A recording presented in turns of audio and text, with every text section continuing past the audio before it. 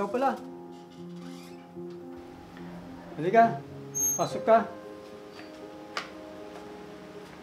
Upo ka muna. Salamat po, Tito Manny. Siya nga po pala, nasaan po si Franz? Sandali lang at tatawagin ko.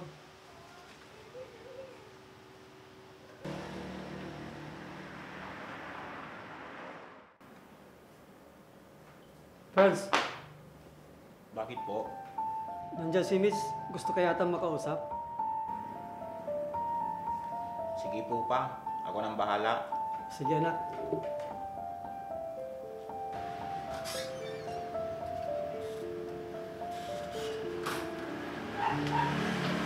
Mitch, anong kailangan mo?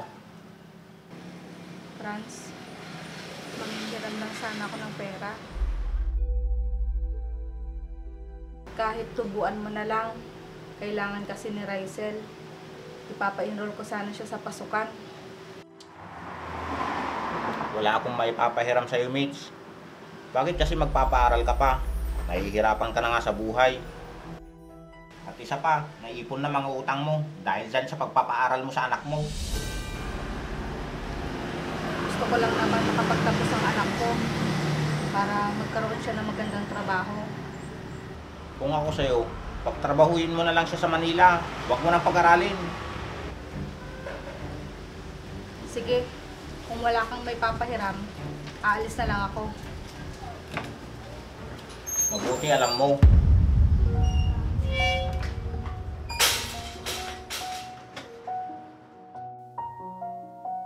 Bakit ang hirap nilang hiraman? Samantalang pag ibang tao, ang dali nilang bigyan.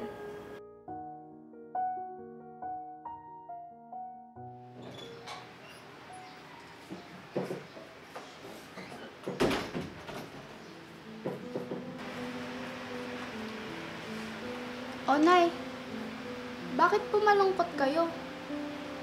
Siguro po, hindi na naman po kayo pinahiram ni Tito Franz. Oo, anak. Sinabi ko naman po sa inyo, Nay, huwag na po kayong lumapit sa kanya. Ilang beses na po kayong humihiram doon, pero wala rin naman po nangyayari. Nagbaka sakali lang naman ako, anak. Wala na kasi akong ibang malapitan. Hayaan niyo na po, Nay. Hindi na lang po muna ako mag-aaral. Magtatrabaho na lang po muna ako. Saan naman, anak? Sa Maynila po. Pero, malayo dun, anak. Ayos lang po, Nay. May alam naman po ako na mapapasukan ko. Kasi doon po nagtatrabaho ang kaibigan ko. Sigurado ka ba, anak? Opo, Nay. Kesa naman po pilitin natin na mag-aral ako. Mahihirapan lang po kayo. Ikaw ang bahala, anak. Pasensya ka na kung wala tayong sapat na pera para sa pag-aaral mo sa kolehiyo. Naiintindihan ko po yun, Nay. Di bali po. Hindi pa naman po huli ang lahat. Mag-iipon lang po muna ako. Tama yun, anak. Mag-aral ka pa rin kapag may sapat na tayong pera. Opo, Nay. Mas mahalaga po kasi ang edukasyon, lalo na sa paghahanap ng magandang trabaho. Oo, anak. Hayaan mo. Makakaraos din tayo. Kapit lang tayo sa Panginoon. Opo, Nay. Sisiguraduhin ko pong tutuparin ko po ang pangarap kong makapagtapos bilang isang doktor. Tama yun, anak. Kapag may pangarap ka, dapat pursigido kang matupad yon. Opo, Nay.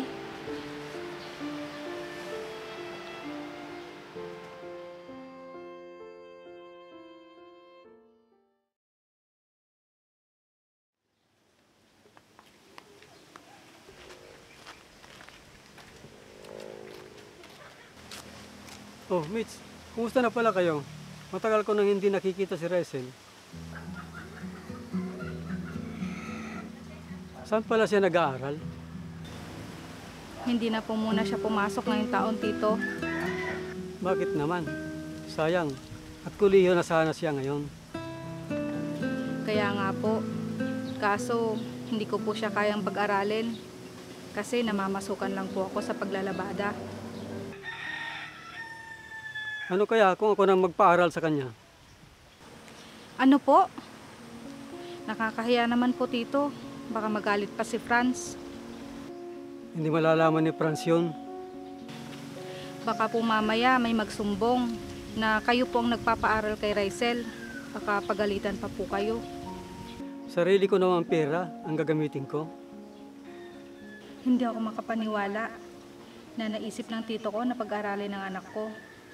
Samantalang si Franz na pinsan ko. Hay, Ano, Mitch? Payag ka ba sa inaalok ko? Tito Manny, nakakahiya naman po. Huwag mo na isipin yun. Nakikita ko kasi sa anak mo na malayo ang mararating niya kasi matalino siyang bata. Sige po, payag na po ako. Hindi naman po ito para sa akin, kundi para kay Rysel. Pangarap niya po kasi maging doktor. Sige, kayang-kaya yan. Maraming salamat po, Tito. Tatanawin ko pong isang malaking utang na loob yun sa'yo. Sige, sa darating na pasukan, i-enroll mo na si Rysel. At ako nang bahala sa mga gastusin niya. Sige po, Tito. O siya, sige na. Alis na muna ako. May lakad pa ako. Mag-iingat po kayo, Tito Manny.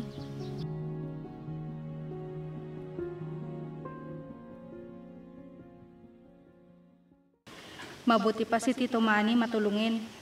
Bakit kaya hindi nagmana si Franz sa papa niya? Sa wakas, matutupad na rin ni Rysel ang mga pangarap niya. Sa tulong niyo, Panginoon.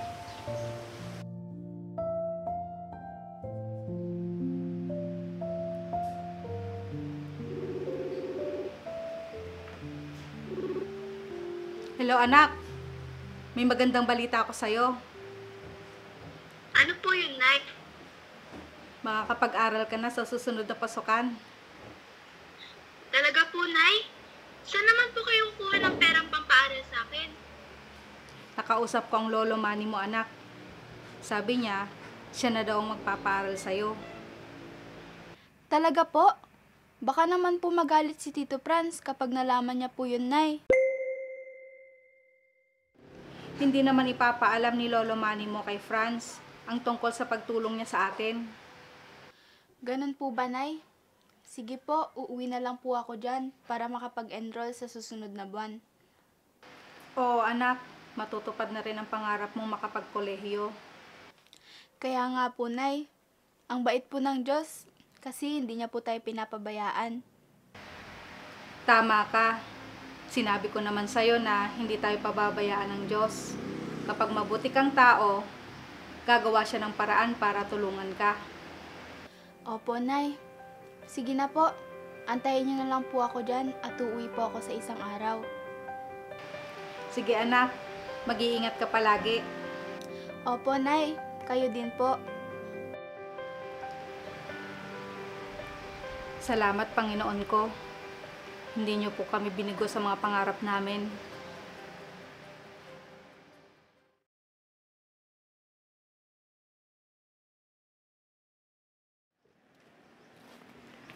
Anak, malapit ka nang magtapos. Kaya nga po, Nay.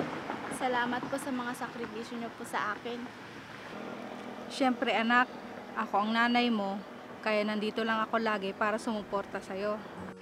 Nay, gusto ko din po magpasalamat kay Lolo Manny.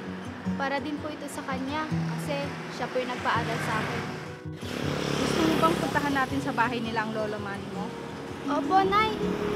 Sige, dumaan na lang tayo sa kanila. Tao po! Tao po!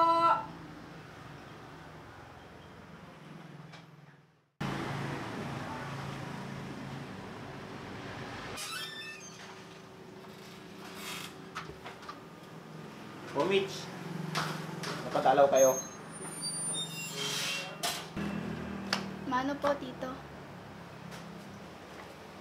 Gusto lang sana namin kamustahin si Tito Manny. Nasaan siya? Ah, ganun ba? Hali kayo, tuloy muna kayo.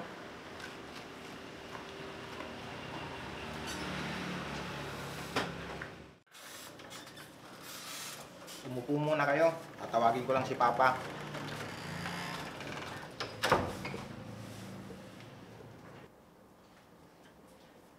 Pa, andito pa sila, Mitch. Oh, Mitch. Russell. Mano po, Tito? Mano po, Lolo? Gawaan kayo ng Diyos. Pa, pupunta muna ako sa kusina. Sige anak. Maupo muna kayo. Tito, naparito po kami para magpasalamat sa inyo.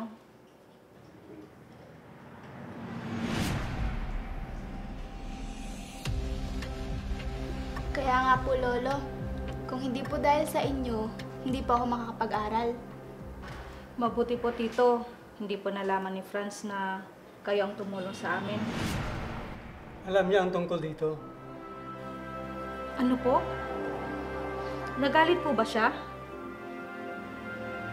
Ang totoo niyan, siya may gusto na tulungan kayo.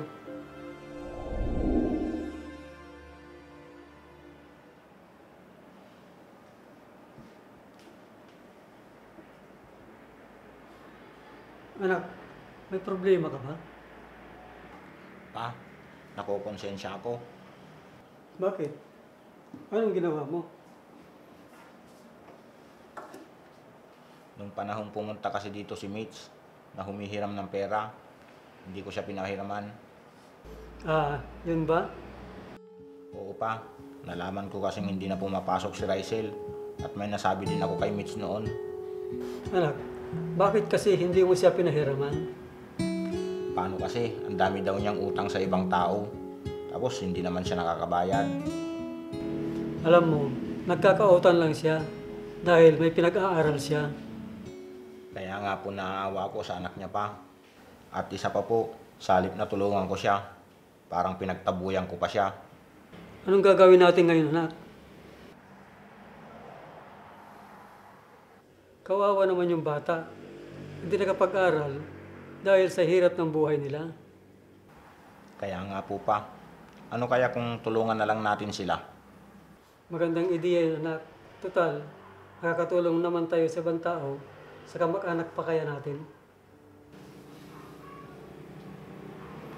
Ganito na lang po pa. Pag nakita niyo po si Mitch, sabihin niyo po kunwari na ikaw ang sasagot sa pag-aaral ni Rysel. Maganda yun, anak. Para makatulong ka naman sa pinsan mo. Opo pa, ako na lang po ang bahala dun.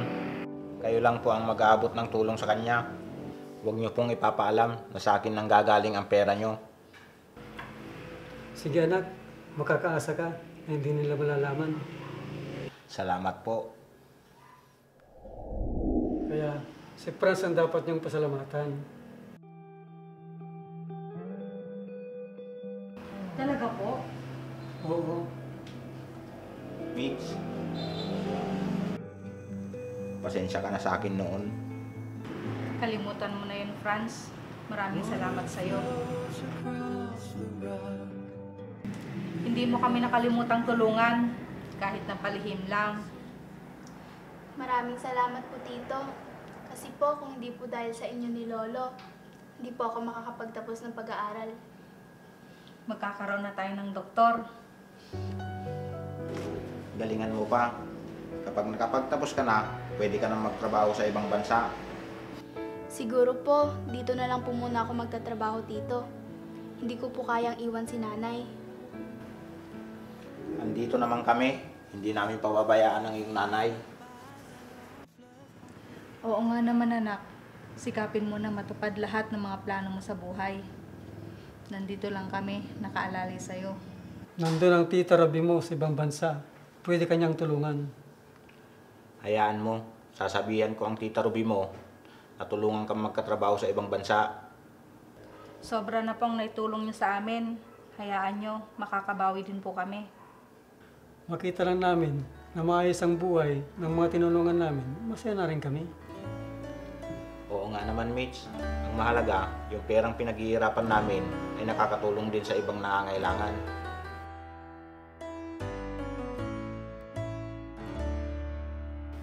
Siya nga pala, kailan ang graduation niyo, Rysel? Sa Makalawa na po, Tito. Punta po kayo. Sige, pupunta kami doon. Tito, para din po sa inyo ang parangal na matatanggap ni Rysel. May matatanggap kang parangal? Opo, Tito. Magna cum laude po ako sa kursong kinuha ko. Aba, Mitch, Papa, may magna cum laude na pala tayo. Binabati kita, pamangkin ko. Hindi kami nagkamali ng tinulungan ni Papa. Tito, aayain ko po sana kayong kumain sa labas. Sige, Rysel, ngayon na ba? Opo, Tito. Sige, magbibihis lang kami ni Papa. Tara pa. Sige, tara na. Sa buhay, isang karangalan na yung makatulong ka sa kapwa mo. Maliit man o malaki, ang mahalaga, bukal sa kalooban mo na tumulong.